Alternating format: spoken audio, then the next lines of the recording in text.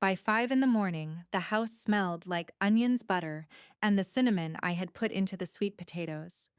My mother had been awake since 4. She was 71, and every Thanksgiving she cooked as if feeding 14 people were still something her body could negotiate with. I helped because I always helped.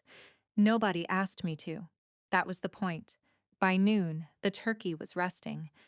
The rolls were covered with a towel, and the dining room table looked like something from a holiday catalog. Then my brother's wife walked into the kitchen, looked at the counters, then at me. "You can clear the table," she said. "And don't sit until every dish is done." She said it casually. That was what made it worse. I looked toward my mother. Mom had already reached for a stack of plates. I caught her wrist. "Leave them." She looked at me, confused. For years I had mistaken keeping the peace for keeping myself safe. That morning I was too tired to make the distinction anymore. I walked into the dining room and placed a plain envelope beside the turkey platter. My brother noticed it immediately. "What's that?" "Open it." He picked it up before anyone else could. He tore the envelope. Read the first line, then the second. His chair slammed backward. He stood so quickly that his knee hit the table. "What is this?" Nobody answered. He looked at me. "You transferred the house." My mother went still. The house wasn't just a house. It was the property my grandfather had left to Mom years ago. After her health scare the previous winter, she had asked me to help organize the paperwork because my brother lived 3 states away and rarely handled anything involving documents, taxes, or maintenance.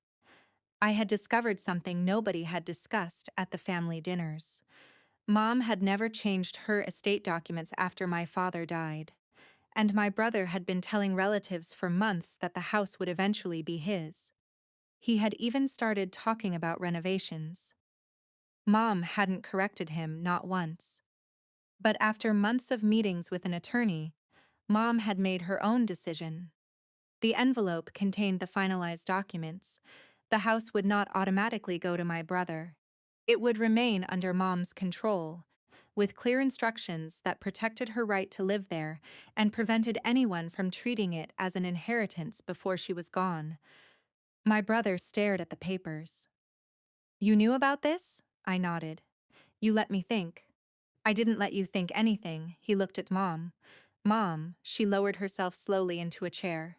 "I changed it," she said. His wife finally spoke. "But why?" Mom looked at her. "Because it's my house."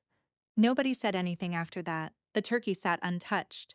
I could feel every eye moving between us. For years, my brother had been the person everyone listened to. He spoke loudly. He made plans. He decided where holidays would happen and what Mom needed. I was the one who quietly paid bills when something went wrong, the one who drove Mom to appointments, the one who kept copies of documents, the one who stayed late after everyone left. Useful, reliable, invisible. My brother folded the papers and put them back into the envelope. "You've been planning this behind my back." I almost laughed. Not because it was funny, because it was the first time he'd confused my silence with helplessness. "I've been helping Mom with paperwork," I said. "That's all." His wife looked at the dining table, then at the dishes. Then at me. She seemed to remember what she'd said less than an hour earlier. "Clear the table. You don't sit until every dish is done." No one repeated it. Mom reached for my hand under the table. Her fingers were cold. "I should have said something sooner," she whispered. I squeezed her hand. "Yes," I said. It wasn't cruel. It was simply true. After dinner, I didn't wash the dishes. Neither did Mom. My brother's wife eventually stood up and began collecting plates herself. Nobody applauded. Nobody apologized. There was no dramatic reconciliation. That was probably more honest. Before I left, Mom walked me to the front door. "You're still coming next Thanksgiving?" I looked back at the kitchen, at the dishes, at the chair where I had been expected to stand. "I'll come if I'm invited," I said. She nodded. Then, after a pause, she said, "You are." I smiled, not because everything had changed, it hadn't, But for the first time, I understood something I had spent years avoiding. Being needed was not the same as being valued, and I didn't have to keep proving the difference.